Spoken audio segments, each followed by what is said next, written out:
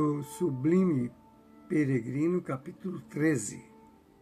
Então vamos a mais uma pergunta ao Espírito Ramatiz. A Bíblia, porventura, faz alguma referência que confirme ou esclareça essa descida milenária do Mestre Jesus, assim como a explicais?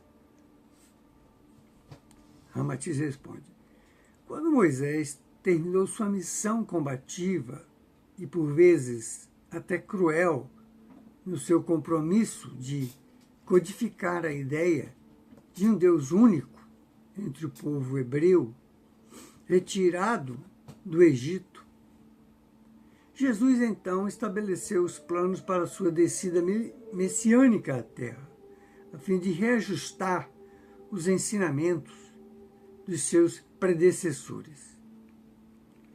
O profeta Isaías, tocado pela graça do Senhor e pressentindo essa descida vibratória do Mestre Jesus, então anuncia o seguinte, abre aspas, já um pequenino se acha nascido para nós, e um filho dado a nós, e o nome com que se apelidará será Deus Forte, Pai do futuro século, Príncipe de paz. O seu império se estenderá cada vez mais e a paz não terá fim. Capítulo 9, versículos 6 e 7 de Isaías.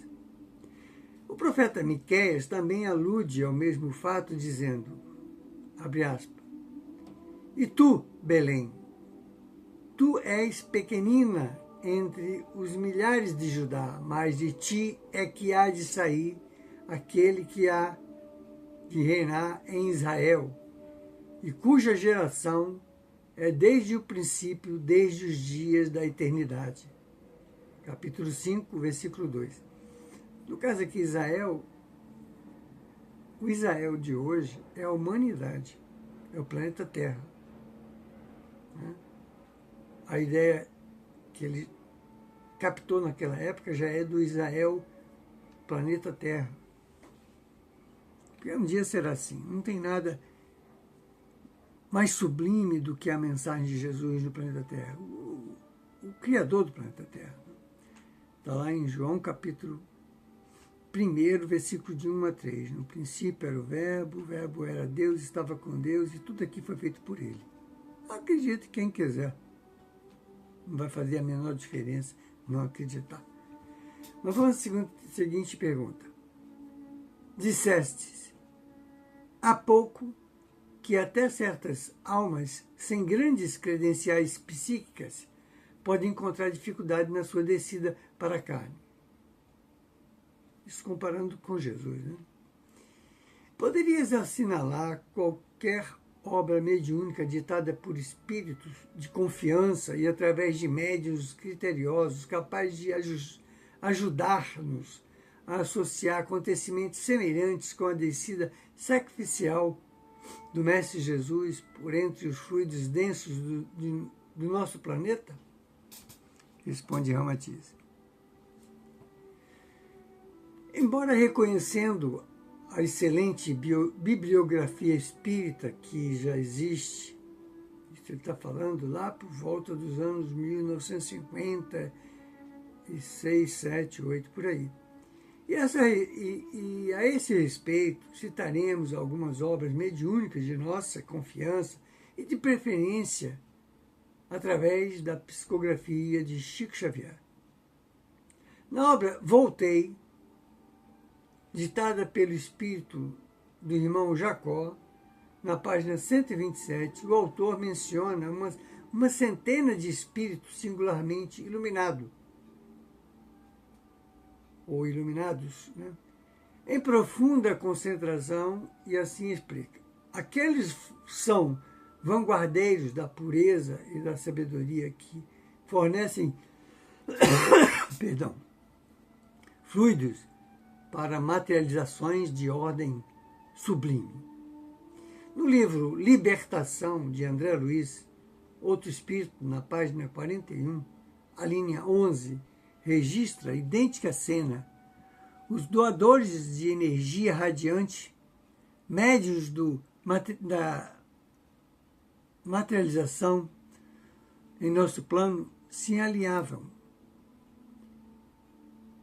Não longe, em número de 20, no entanto, essas providências técnicas transcendentais não se referiam ao nascimento na carne, mas apenas para materializarem espíritos no próprio mundo astral adjacente à Terra, a fim de poderem efetuar curtas preleções na colônia designada pelo nome de nosso lar. Entenderam isso?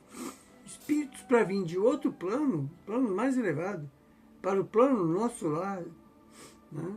Onde está a região do nosso lar, ou a cidade do nosso lar, precisava de uma equipe de doadores de energia daquele plano, vamos dizer assim, um ectoplasma daquele plano, para materializar aquele espírito, para ficar visível aos habitantes do nosso lar, e eles pudessem lá ministrar alguma atividade. Malgrado ainda se tratarem de acontecimentos exclusivos do plano espiritual, assim mesmo, eles requeriam complexos recursos e a mobilização de energias superiores de sustentação de um campo vibratório acessível às entidades comunicantes de natureza superior.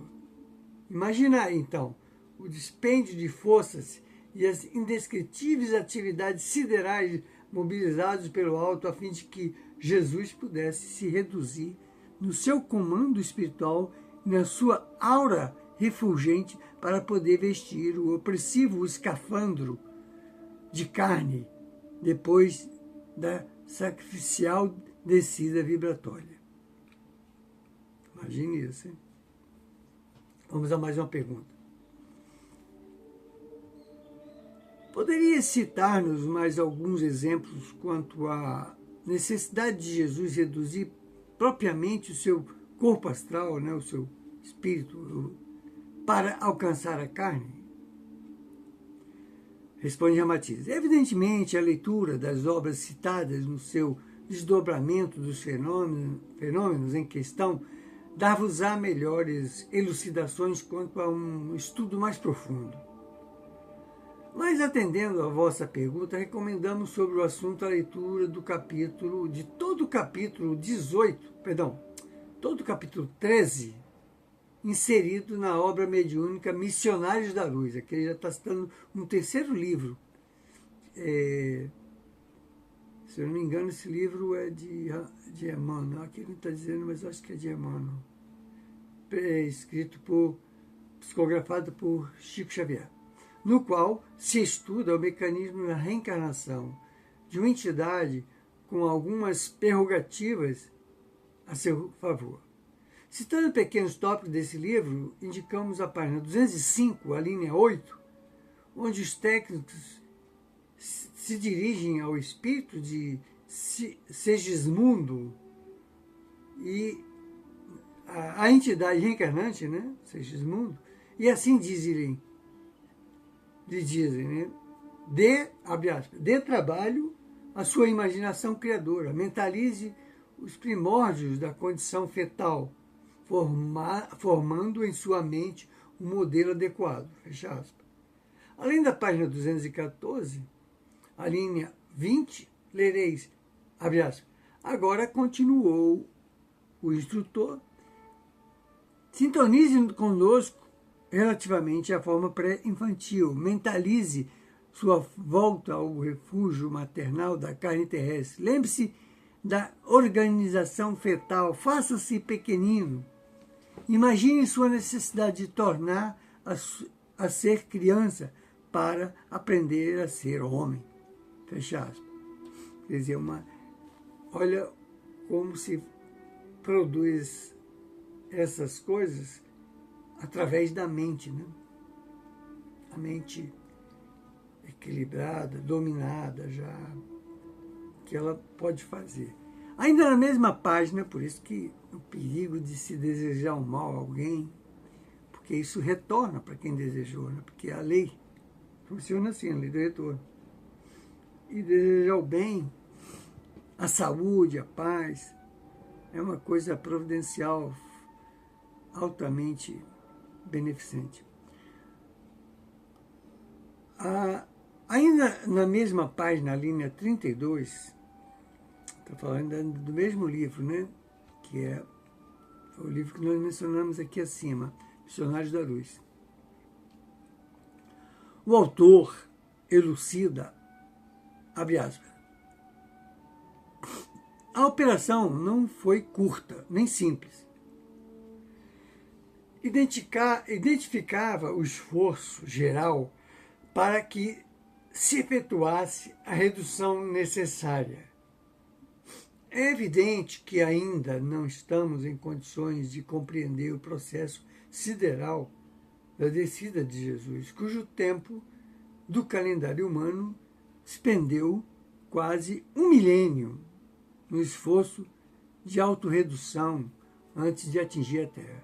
Se uma encarnação tão simples como relatam espíritos credenciados no espaço, pelas obras que citamos, exige tais recursos e mobiliza uma assistência superior, imaginai a atividade angélica durante 1 milênio, preparando e consolidando o advento do Messias à Terra.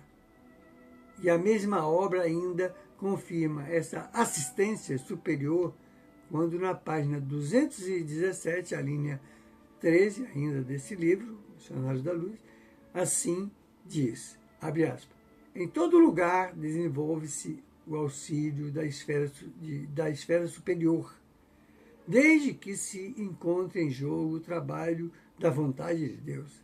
Entretanto, devemos considerar que, em tais circunstâncias, as atividades de auxílio são verdadeiramente sacrificiais. As vibrações contraditórias e subversivas das paixões desvairadas da alma em desequilíbrio compromete os nossos melhores esforços. Então, é bom lembrar aqui, para ressaltar, né, que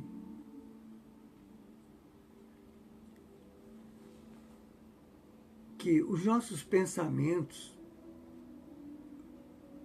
a nossa mente vadia, vendo coisas vadias também, né? Faz crescer nessa aura do planeta Terra e uma energia poderosa, destrutiva, perturbadora para a influência desses espíritos operarem aqui na Terra, beneficiando a nós mesmos, né, seres humanos. Então, o controle mental da nossa mente auxilia muito em a gente receber algum benefício.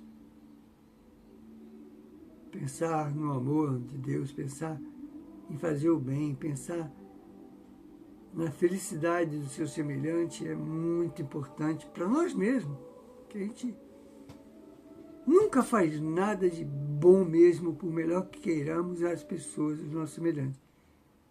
Porque é bom mesmo, como dizia Jesus, bom mesmo só Deus. Então vamos lá. Terminamos aqui o capítulo 13 do livro O Sublime Peregrino.